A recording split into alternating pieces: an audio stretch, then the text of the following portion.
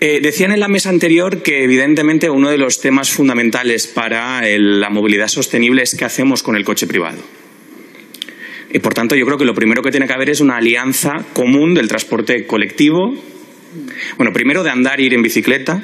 Lo segundo, del transporte colectivo. Lo tercero, de disponer de un vehículo privado. Y ya lo último, el poseer un coche privado. Y creo que esa tiene que ser, obviamente, la tendencia a la que dibujemos la ley a la que vamos.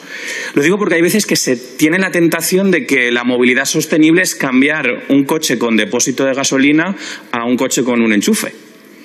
Y esto, aparte del problema ético que nos debe ocasionar por el coltán y otras cuestiones, no es un cambio de paradigma, es otra cosa. Por tanto, yo de acuerdo en que evidentemente haya una transición hacia un coche eléctrico, pero creo que no es la prioridad de una ley de movilidad sostenible en nuestro país. Creo que la primera prioridad en nuestro país debe ser la inversión pública. Y es que tienes suerte si a ti te funciona bien el cercanías. En mi caso, que no dispongo de carnet de conducir y que utilizo mucho cercanías en el País Valenciano, van bastante mal. Por tanto, quizá es cierto que cuando hacemos políticas y anunciamos medidas que creo que deben ser desde el consenso, pero desde el consenso científico también, hay gente que se pone muy nerviosa. Y yo entiendo que un trabajador o una trabajadora que le planteemos el debate de los peajes, que cuando va en tren el tren no llega, pues piense que vivimos en Marte los políticos. Pero el problema no son los peajes, el problema es que el tren no llega a tiempo o que no tiene las frecuencias suficientes, ¿no?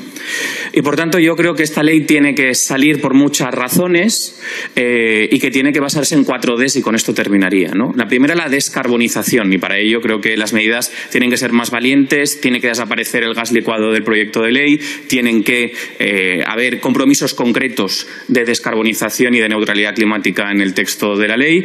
Creo que hay que avanzar también, no solamente en todo lo relacionado en el coche privado, sino también España pierde 4.000 millones de euros de impuestos al sector de la aviación y hay que mirar cómo en el marco europeo competencial esto está encima de la mesa, o el tema de los cruceros. Segundo, obviamente la democratización, y por tanto es fundamental, por ejemplo, un tema muy complejo porque hay que respetar siempre la cuestión competencial, que es el ticket único. Es decir, a la ciudadanía le da igual qué administración le administra, que se coordinen ellos, no nosotros, no los ciudadanos, y esa parte debe ser fundamental.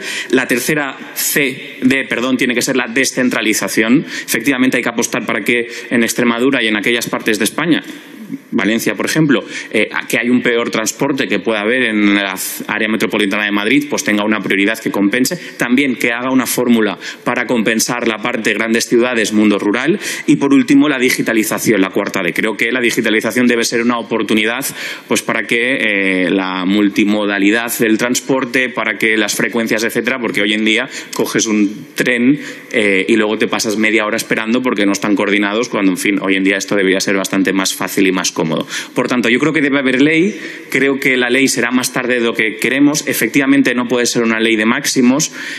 Nosotros desde el Grupo Plurinacional de Sumar vamos a trabajar para que evidentemente salga y por tanto no iremos a nuestros máximos, pero tampoco puede ser que el consenso sea vaciar la ley o aceptar cuestiones que nosotros entendemos que van en contra de la actual legislación, como decía antes, como lo del gas licuado, que ahora dicen que no es nada concreto, pero bueno, una ley tan poco concreta que tenga luego cuestiones concretas, hay a quienes nos preocupa. Gracias.